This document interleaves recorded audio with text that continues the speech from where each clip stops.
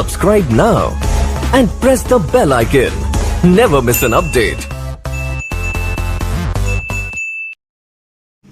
Good morning बच्चों, आज हम ज्योमेट्री में पुनः फिर थ्योरम 6.1 और 2 दो गो हो गया था और 6.3 थ्योरम बताएंगे ज्योमेट्री में। तो theorem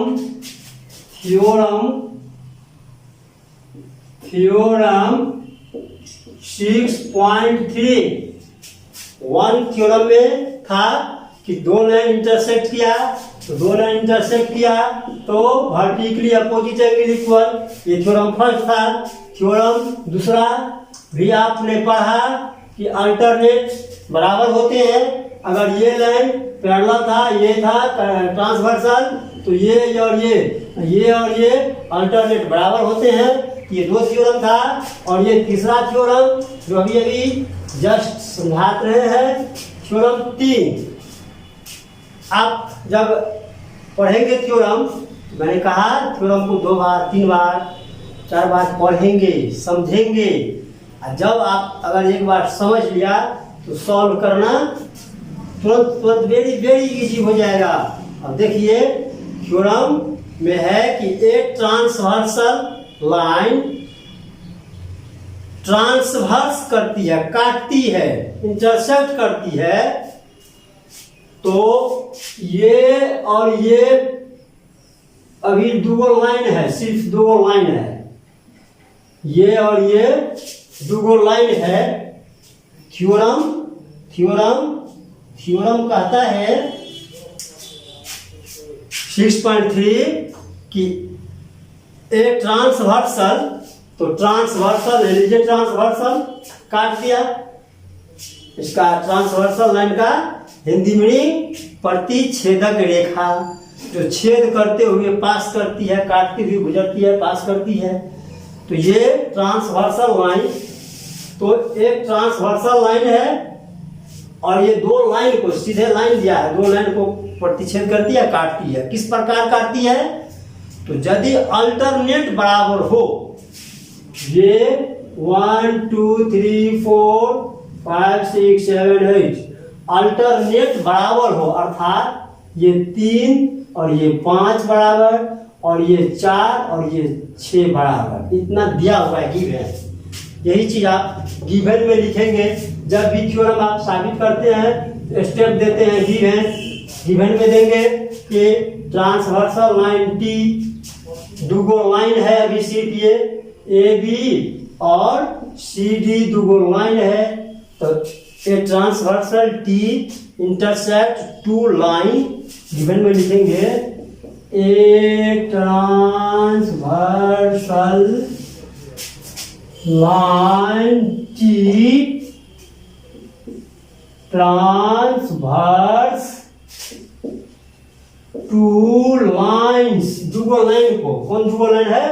2 lines A B and C D such that, कैसा करता है, किस प्रकार करता है? तो alternate interior angle equal, alternate अर्थात angle 4 equal to angle 6 and angle 3 equal to angle 5 दिया हुआ है गिवन में। तब कहेंगे इसके आगे टू प्रूव, साबित करना है। आपने देखा गिवन में क्या था कि एक ट्रांसवर्सल लाइन 2 लाइन को इस प्रकार काटती है कि such that the alternate interior angles equal, इस प्रकार काटती है कि अल्टरनेट इंटीरियर एंगल इक्वल है, बराबर है। तो क्या साबित करना है इसके बाद? कि ये दोनों लाइन जो होगा यह पैरेलल होगा। क्या साबित करना है? ये दोनों लाइन पैरेलल होगा। तो टू प्रूफ में क्या लिखेंगे? Line A B parallel C D, ये ए बी और ये सी डी लाइन पैरेलल होगा।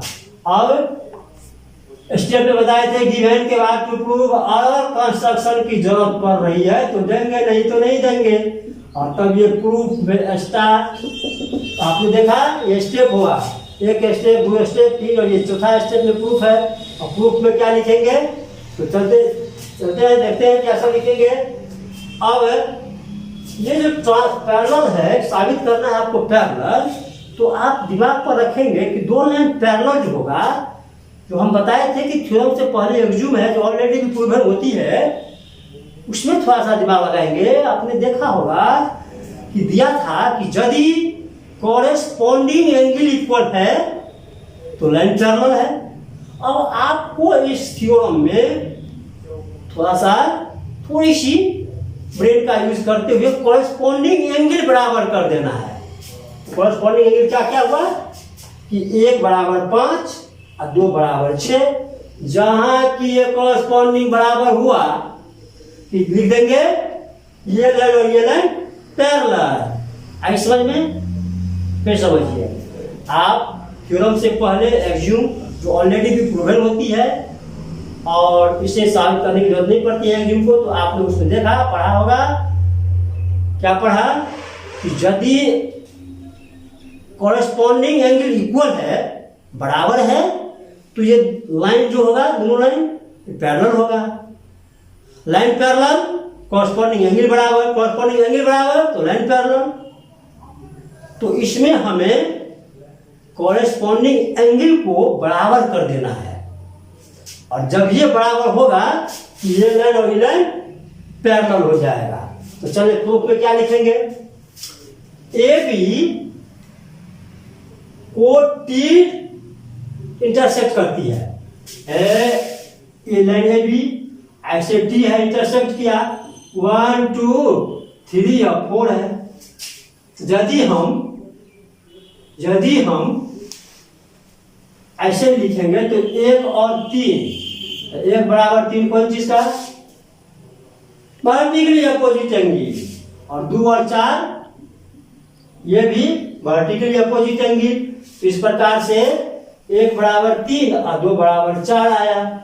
फिर गिवन में देख लेंगे कि 4 जो है 4 के बराबरी है 6, 4 जो है तो 4 के बराबरी 6, तो अर्थात 2 के बराबरी 6, और जब 2 और 6 बराबर आ गया तो दीज आर कॉरेस्पॉन्डिंग एंगल्स। इसी प्रकार सिमिलरली 1 = 5, तो corresponding angles are equal, then line A B parallel, CD proved. ऐसे ही लिखेंगे, समझेंगे। चले अगला स्टेप पे आते हैं, लिखते हैं। क्या लिखे, अभी जो समझाए थे कि lines A B and T intersect each other. Proof में लिखेंगे lines A B and T intersect each other, therefore angle 1 = 3 और angle 2 = 4 corresponding angles। 1 बराबर vertically opposite angle, not corresponding. ये वर्टिकली अपोजिट है, आमने सामने के कोण, तो क्या आ जाएगा, ये लिखाएगा वर्टिकली अपोजिट एंगल्स। इसी प्रकार आगे बढ़ाते हुए, चूंकि एंगल 1 = 3 और या एंगल 1 = 5, क्यों 5 हुआ, ब्रैकेट में लिखेंगे, चूंकि एंगल 3 = एंगल 5 कहां से है, ये गिवन से है। देखिए आप, गिवन ये 3 बराबर 5 दिया हुआ है, तो 1 = 5 हुआ, ये 1 और ये 5 बराबर हो गया। सिमिलरली इसी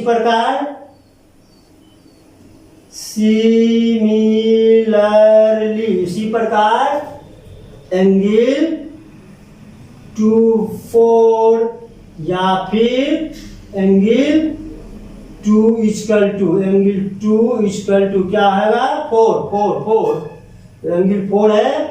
देखिए 4 के बराबर 6 है, इसके बदले में 6 लिखा जाएगा, ब्रैकेट में क्या आएगा चूंकि एंगल 4 इक्वल टू एंगल 6 है, ये भी है गिवन में दिया हुआ है।